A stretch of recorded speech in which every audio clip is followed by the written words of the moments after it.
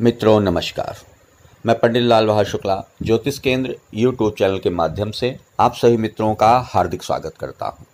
मित्रों, आज के हमारे शुक्ला ज्योतिष केंद्र यूट्यूब चैनल के ज्योतिष का विषय है सोमवार व्रत, 16 सोमवार व्रत या सावन व्रत के उद्यापन की सामग्री तथा सावन व्रत के उद्यापन की क्या है विधि।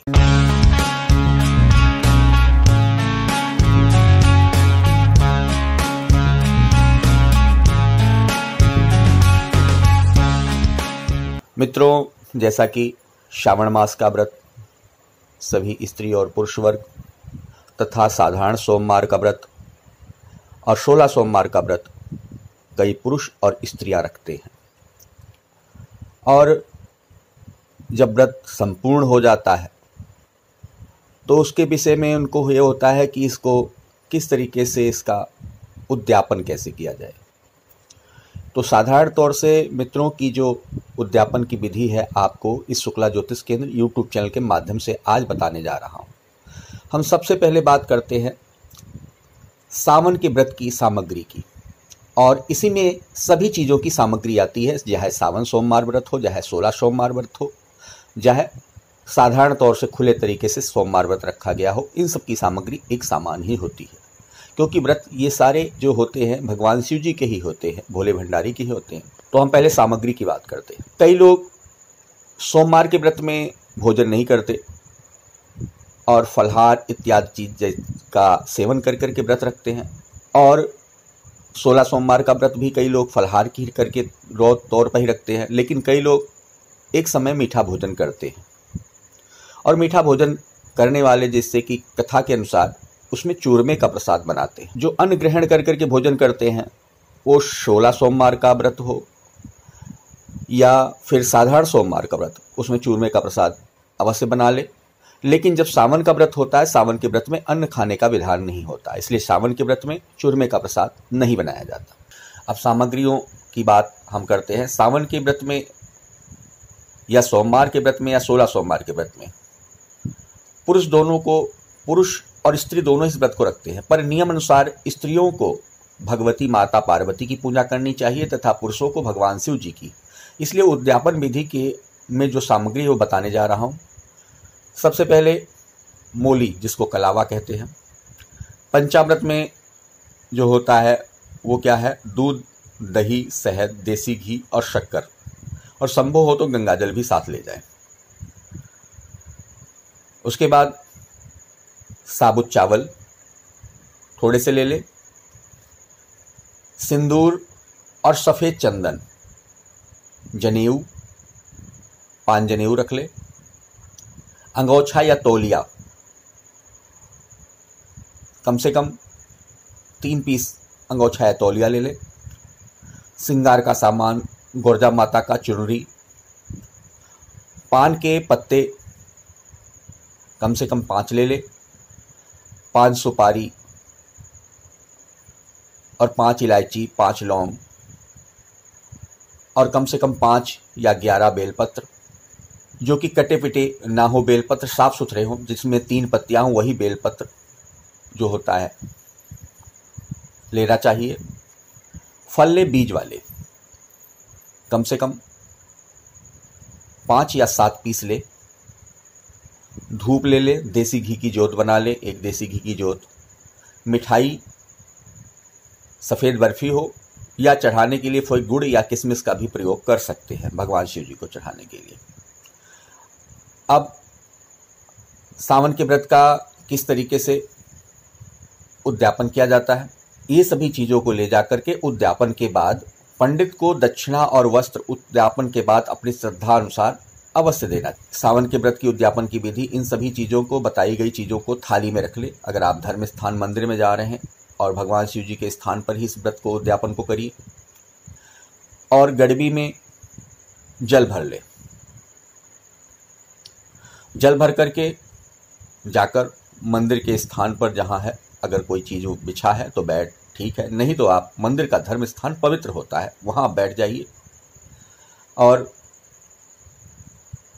वहाँ बैठ करके पंडित जी की द्वारा अपने किए गए व्रत का संकल्प, अगर आपने 16 सोमवार का व्रत रखा है तो उसका संकल्प, या साधारण तौर से खुले सोमवार का व्रत रखा है तो उसका संकल्प, या सावन सोमवार के व्रत का संकल्प पंडित जी के अनुसार वहाँ पर बैठ करके हाथ पर पंडित जी आपके जल रखाएंगे, उसमें कुछ दक्षिणा, पुष्प और चावल रखकर उसके नीचे सीधे हाथ में, राइट हैंड हाथ में आप जल लीजिए और बायां हाथ उसके नीचे लगा करके संकल्प बोलेंगे। उस संकल्प के उच्चारण के समय मन में आप भगवान शिव जी का और माता पार्वती का ध्यान करके ओम नमः शिवाय का जाप करते रहिए। आपके गोत्र का, आपके नाम का उच्चारण करते हुए जिसके लिए आपने इस व्रत का अनुष्ठान किया है, मन से आप उस भाव से मन का भाव करिए कि हे परमेश्वर, मैंने आपके इस व्रत को यथाशक्ति किया, जो भी मेरे से श्रद्धा अनुसार होता था। ये सभी सामग्री इत्यादि जो भी कुछ यथाशक्ति है आपको अर्पण कर करके इस व्रत का मैं अब उद्यापन समाप्त करने जा रही हूँ या करने जा रहा हूँ। आप हमारे इस सभी चीज़ों को स्वीकार करिए और हमारे ऊपर कृपा करिए। इस तरीके से संकल्प कराने के बाद आप संकल्प हो जाए, फिर उसके बाद सभी को उस लोटे से गड़बी से जल चढ़ाइए। फिर उसमें पंचामृत की जो चीज़ें बताई गई हैं सभी को मिलाकर पंचामृत चढ़ाइए, और पंचामृत चढ़ाने के बाद फिर से जल चढ़ाइए। जल चढ़ाने के बाद आपको जो बताया, जो आपने अंगोछा लिया है, परना लिया है, सर्वप्रथम गणेश जी को चढ़ाइए। गणेश जी को चढ़ाने के बाद उसमें से एक वस्त्र भगवान शिव जी को और एक कार्तिकेय जी को चढ़ा दीजिए। अगर आपके पास मूली के अलावा है तो नंदी जी को भी चढ़ा दीजिए। मूली के अलावा नंदी जी के वस्त्र के रूप में ही माना जाता है। उसके बाद माता गौरजा माता को चुनरी और श्रृंगार का सामान अर्पण करिए। एक बात का ध्यान रखिए कि अगर आप पुरुष वर्ग हैं तो गौरजा माता के चरणों पर जल चढ़ाएं, और अपने विवाहित हैं तो अपनी स्त्री को साथ लेकर जाकर गौरजा माता को श्रृंगार इत्यादि उनके द्वारा चढ़ाएं। अगर अविवाहित है तो गौरजा माता को जल उनके चरणों पर चढ़ा करके और दूर से ही प्रणाम करें। उसके बाद इन सभी चीज़ों को चढ़ा कर करके जनेऊ जो यज्ञोपवीत है, सर्वप्रथम पूजा आपको गणेश जी की ही करनी है। गणेश जी पर यज्ञोपवीत चढ़ाएं, कार्तिकेय जी पर चढ़ाएं, नंदी जी पर चढ़ाएं, भगवान शिव जी को आप जनेऊ चढ़ाएं। 2 जनेऊ शिव जी को चढ़ाएं और एक जनेऊ गणेश जी को और कार्तिकेय जी को चढ़ाएं। इसके बाद सिंदूर गौरजा माता को स्त्री वर्ग लगाएं और सफ़ेद चंदन का टीका आप गणेश जी को, कार्तिकेय जी को, नंदी जी को और भगवान शिव जी को चढ़ाएं। चंदन का टीका लगाएं, लेप करें।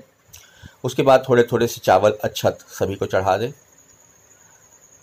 अक्षत चढ़ाने के बाद अगर फूल का हार, पुष्प का हार आप अवश्य लाएं, और पुष्प का हार अगर है तो सभी के पहले सर्वप्रथम गणेश जी को, फिर नंदी जी को, फिर कार्तिकेय जी को, फिर शिव जी को इसी क्रम से चढ़ाएं। और गौरजा माता को भी फूल का सेहरा हार चढ़ाएं स्त्री वर्ग। उसके बाद धूप जलाकर धूप दिखाएं, सभी को अर्पण करें।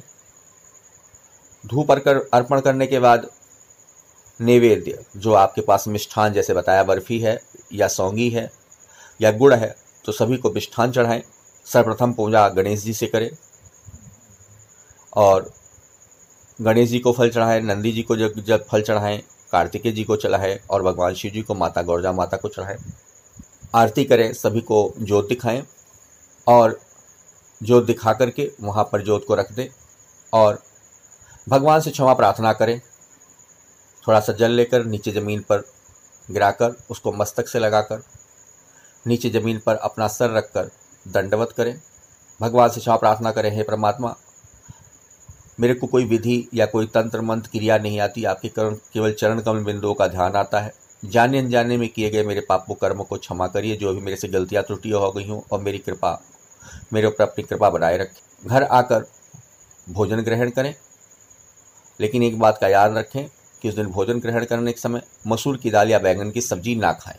और मित्रों, एक विषय धार्मिक मान्यता अनुसार और शास्त्र अनुसार कार्तिकेय जी को स्त्री वर्ग को स्पर्श नहीं करना चाहिए और ना ही पूजन करना चाहिए, क्योंकि धर्मशास्त्र अनुसार कार्तिकेय जी ने स्त्री जात को श्राप दिया है कि मुझको अगर कोई स्पर्श करेगा या छुएगा तो उसके लिए उत्तम नहीं रहेगा, उसको विधवा योग बनेगा। इसीलिए कार्तिकेय जी का पूजन स्त्री वर्ग को नहीं करना चाहिए। इस प्रकार ये सावन के व्रत और साधारण विधि के व्रत सावन सोमवार के जो रखते हैं या 16 सोमवार के व्रत रखते हैं, इसी प्रकार पूजन का विधान बनता है। वैसे सावन के व्रत हो या सोमवार व्रत या 16 सोमवार के व्रत का उद्यापन ज़्यादातर धर्म स्थान मंदिर में ही करना चाहिए, क्योंकि भगवान शिव जी की स्थापना वहाँ रहती है। इसलिए सावन के व्रत या सोमवार के व्रत या साधारण सोमवार के व्रत का उद्यापन मंदिर में ही करें।